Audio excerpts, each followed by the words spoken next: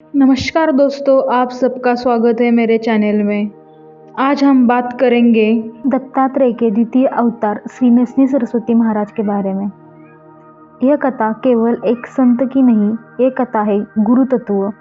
ये कथा है भगवान दत्तात्रेय की करुणा और यह कथा है उस अवतार की जो आज भी भक्तों के कष्ट हरने के लिए अदृश्य रूप में पृथ्वी पर विचरण करते हैं। बहुत प्राचीन समय में सनातन धर्म में यह मान्यता रही है कि जब जब पृथ्वी पर अधर्म बढ़ता है तब तब ईश्वर स्वयं किसी न किसी रूप में अवतार लेकर धर्म की स्थापना करते हैं। 14वीं शताब्दी में ऐसा ही समय आया। धर्म कमजोर पड़ गया था, पाखंड बढ़ रहा था, लोग गुरु तत्व का महत्व भूलते जा रहे थे। उसी समय भगवान दत्तात्रेय ने निश्चय किया कि वे पुनः अवतार लेकर पृथ्वी पर आएंगे। महाराष्ट्र के विदर्भ क्षेत्र में स्थित करंजे नगर में एक सात्विक और धर्मनिष्ठ दंपति निवास करते थे, माधवराव और उनकी पत्नी अंबा भवानी। वर्षों तक उनके घर संतान का अभाव रहा। उन्होंने व्रत, तप, दान और तीर्थ किए और अंततः भगवान दत्तात्रेय की शरण में जाकर पूरे मन से प्रार्थना की, हे गुरुदेव, यदि हमारी तपस्या स्वीकार हो, अपनी ही संतान के रूप में दर्शन दीजिए। उनकी भक्ति से प्रसन्न होकर भगवान दत्तात्रेय ने उन्हें स्वप्न में दर्शन दिए और कहा, मैं स्वयं तुम्हारे घर जन्म लूंगा। कुछ ही समय बाद संवत 1320 लगभग 1378 ईस्वी सन में एक दिव्य बालक ने जन्म लिया। जन्म के समय आकाश में अद्भुत प्रकाश फैल गया, वातावरण में शांति और पवित्रता छा गई। यह कोई साधारण बालक नहीं था, यह स्वयं दत्तात्रेय का अवतार था। बालक बड़ा होने लगा, पर एक आश्चर्यजनक बात सबको चकित कर देती थी। 8 वर्ष की आयु तक उसने एक शब्द भी नहीं बोला। लोग कहते यह बालक मूक है, लेकिन माता पिता जानते थे कि यह कोई साधारण मौन नहीं है, बल्कि यौगिक मौन है।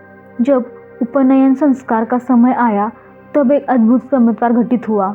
संस्कार के दौरान बालक ने अचानक अपनी आंखें खोली और संपूर्ण वेदों मंत्रों का शुद्ध उच्चारण करने लगा। सभा शब्द रह गई। सभी समझ गए यह बालक नहीं, साक्षात परमात्मा का अंश है। उसी क्षण उसने माता पिता से कहा, मुझे संन्यास लेना है। मेरा मार्ग संसार का नहीं, गुरु परंपरा का है।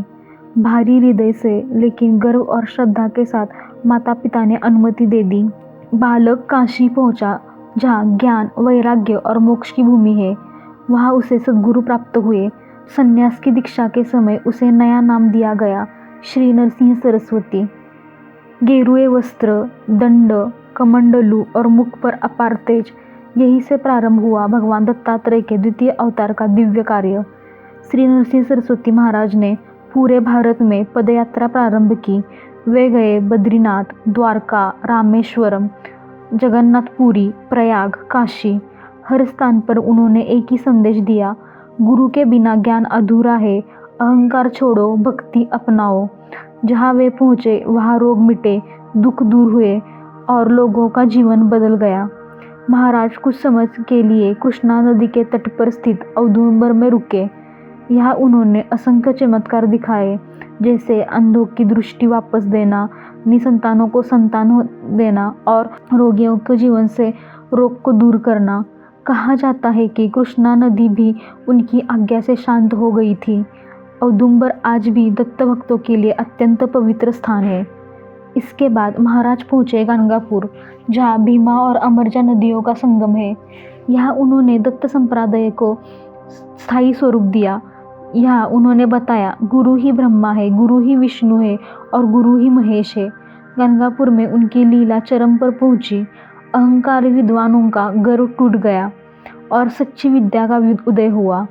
लगभग 300 वर्ष तक अवतार कार्य करने के बाद महाराज ने कहा, अब मैं स्थूल रूप में यही रहूँगा, लेकिन भक्तों की रक्षा सदैव करता रहूँगा। वे श्रीशैलम पहुँचे और वहाँ योग समाधि लेकर अदृश्य हो गए।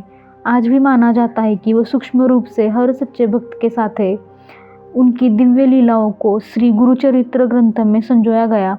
इस ग्रंथ का पारायण आज भी लाखों भक्त करते हैं और गुरु कृपा अनुभव करते हैं। श्री नरसिंह सरस्वती महाराज केवल एक संत नहीं है, वे चलता फिरता धर्म थे। जो भी उन्हें पूर्ण श्रद्धा से स्मरण करता है उसके जीवन से अंधकार दूर हो जाता है। श्री गुरुदेव दत्त। आज की वीडियो यहीं पे ख़त्म करते हैं। आई होप गाइज आपको मेरी वीडियो पसंद आई हो। अगर वीडियो पसंद आई हो तो वीडियो को लाइक करो, शेयर करो, कमेंट करो। अगर आप चैनल पे नए हो तो चैनल को सब्सक्राइब करो।